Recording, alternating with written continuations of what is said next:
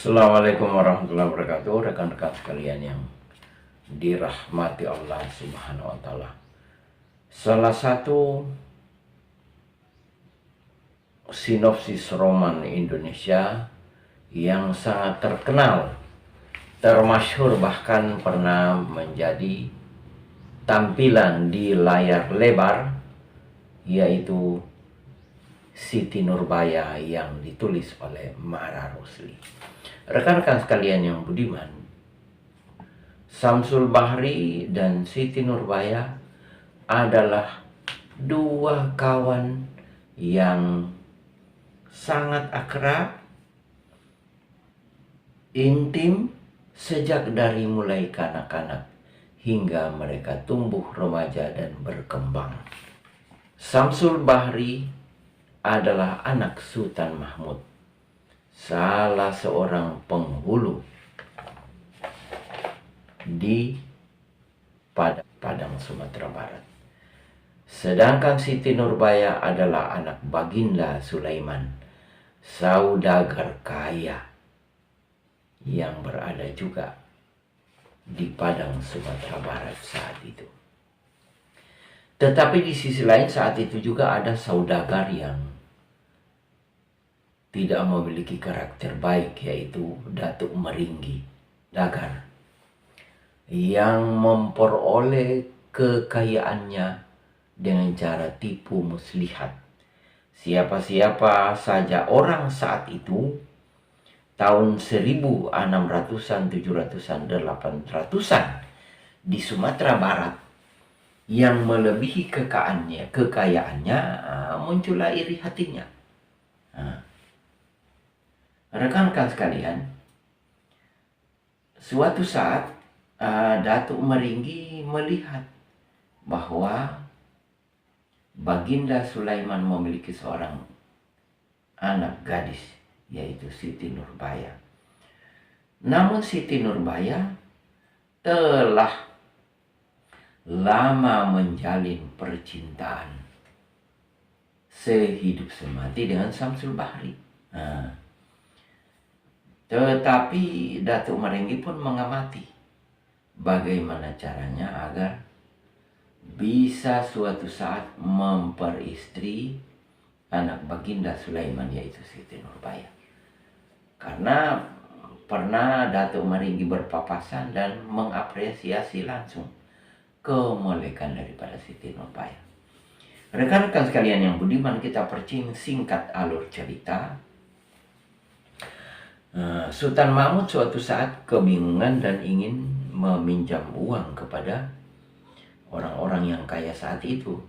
Tak lain adalah Datuk Meringgi, karena Samsul Bahri ingin disekolahkan di Jakarta. Terjadilah keinginan itu, maka Mbak Meringgi pun memberi pinjaman uang kepada Sultan Mahmud. Tetapi adat ninik mamak di Sumatera Barat mencela perbuatan Sultan Mahmud yang membiayai anaknya sendiri, mestinya membiayai keponakannya, yaitu Rukiah. Karena Rukiah ini adalah simpanan yang diperuntukkan untuk Samsul Bahri apabila ingin beristri. Demikianlah adat ninik mamak di Minangkabau, Sumatera Barat. Rekan-rekan sekalian, maka berangkatlah Samsul Bahri ke Jakarta. Hubungan antara Samsul Bahri dengan Siti Nurbaya dicurahkan melalui lembaran-lembaran kertas. Siti Nurbaya pun tumbuh dari bunga yang mekar, cantik jelita rupawan di Sumatera Barat saat itu. Datuk Meringgi mulai mencari jalan dan akal. Maka semua kaki tangan Datuk Meringgi yang disebut dengan Pendekar 5 membakar semua undangan menenggelamkan kapal-kapal Baginda Sulaiman. Tentunya Baginda Sulaiman yang merupakan saudagar kaya perlahan-lahan mengalami kebangkrutan. Akibat kepayahan, Baginda Sulaiman menemui Datuk Meringgi, ingin meminjamkan modal untuk membangkitkan kembali usahanya. Datuk Meringgi dengan lapang dada menerima kedatangan Baginda Sulaiman, walaupun Baginda Sulaiman sedikit pun tidak menyangka bahwa dia telah termakan tipu muslihat. Dia tidak mengetahui bahwa pertemanannya dengan Datuk Meringgi telah menumbuhkan duri dalam daging. Rekan-rekan sekalian, kisah ini sangat menarik. Salah satu roman sosial, roman picisan, tetapi mengandung roman sosial yang luar biasa. Karena utang Baginda Sulaiman telah sangat banyak, maka Datuk Meringgi mulai menagih. Baginda Sulaiman yang telah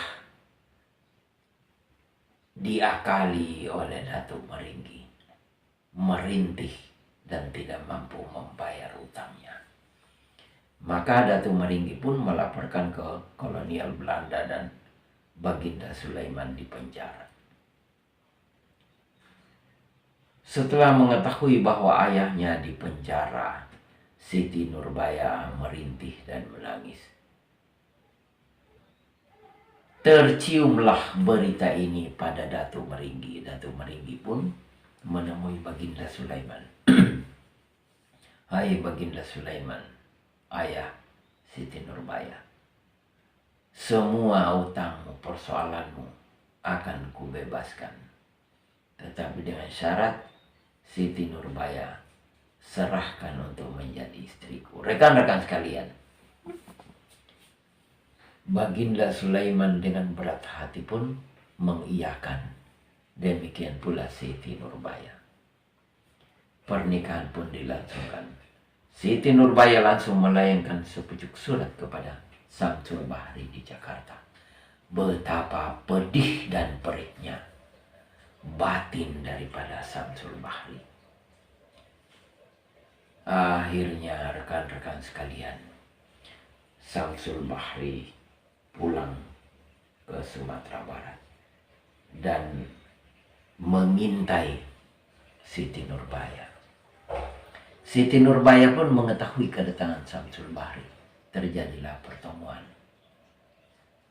Beberapa kaki tangan Datuk Meringgi menyaksikan peristiwa itu dan melaporkan kepada Datuk Meringgi. Datuk Meringgi pun datang dengan kaki tangannya dan terjadilah perselisihan serta perkelahian.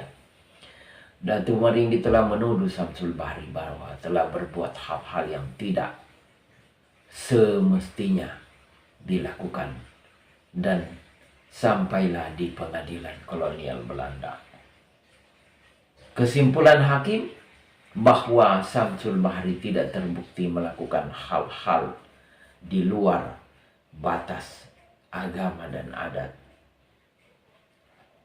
Maka Samsul Bahri pun kembali ke Jakarta. Tak berapa lama Siti Nurbaya pun datang menyusul ke Jakarta, meninggalkan Datuk Meringgi yang diantar oleh Kusir Ali. Rekan-rekan sekalian, sakit hati Datuk Meringgi, akhirnya Datuk Meringgi menyuruh kaki tangannya menjemput Siti Nurbaya. Setibanya di Padang, Siti Nurbaya diracun. Saat itu ibu Siti Nurbaya mengetahui anaknya diracun, dia pun meninggal. Peristiwa ini terdengar oleh Samsul Bahri. Samsul Bahri mencoba membunuh diri karena telah memiliki pistol dan telah berubah menjadi letnan mas, menjadi prajurit cadangan. Rekan-rekan sekalian, suatu peristiwa terjadilah huru-hara di Sumatera Barat, dan letnan mas bertugas untuk menyelesaikan perselisihan di Sumatera Barat. Atas perintah atasannya, Samsul Bahri kembali ke Sumatera Barat dan memadamkan pertempuran. Saat itu Datuk Meringgi tertembak dan Samsul Bahri pun terluka parah. Datuk Meringgi merupakan saudagar kaya yang tidak mau bayar pajak. Lalu Belanda memerintahkan agar Datuk Meringgi dihukum. Sebelum dihukum, Datuk Meringgi meninggal. Dan rekan-rekan sekalian, sepeninggal Datuk Meringgi, Samsul Bahri yang luka parah dan diawali dengan kematian Siti Nurbaya, berakhirlah kisah roman sosial sekaligus roman picisan ini. Atas perhatian saya ucapkan terima kasih. Wabillahi taufiq wal hidayah. Wassalamualaikum warahmatullahi wabarakatuh.